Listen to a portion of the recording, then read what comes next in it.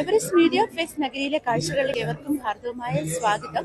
ഇന്ന് നമ്മൾ നിൽക്കുന്നത് രാജസ്ഥാനി അച്ചാർ സ്റ്റോളിന്റെ മുന്നിലാണ്. ഇവിടെ ധാരാളമായ അച്ചാറുകൾ, വിവിധ തരത്തിലുള്ള അച്ചാറുകളാണ് ഇവര് ഒരുക്കി വെച്ചിരിക്കുന്നത്.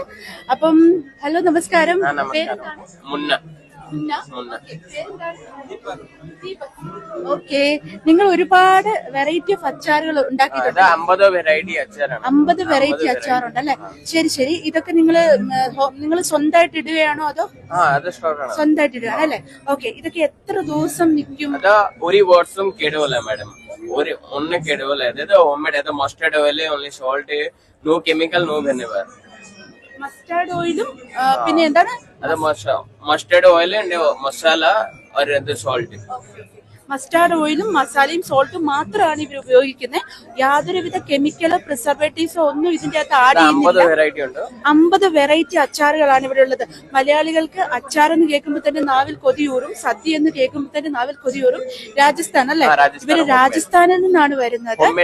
ഹോം മെയ്ഡ് അവര് വീട്ടിൽ തന്നെ ഉണ്ടാക്കിയ അച്ചാറുകളാണിത്. അപ്പം ഫെസ്റ്റ് നഗരിയിലെ കാഴ്ചകളില് നമ്മൾ ഇവിടെ വരികയാണെങ്കിൽ ഇത്രയും ഈ 50 ഇനം അച്ചാറുകൾ നമുക്ക് ടേസ്റ്റ് ചെയ്യാൻ പറ്റും. നമുക്കതിൽ ഇഷ്ടപ്പെട്ട അച്ചാർ ഏതാന്ന് വെച്ചാൽ നമുക്ക് വീട്ടിൽ കൊണ്ടുപോകാം. അതുപോലെ തന്നെ ഇവർ ഇതിന്റെ കൂട്ടൊക്കെ പറഞ്ഞു തരും കേട്ടോ.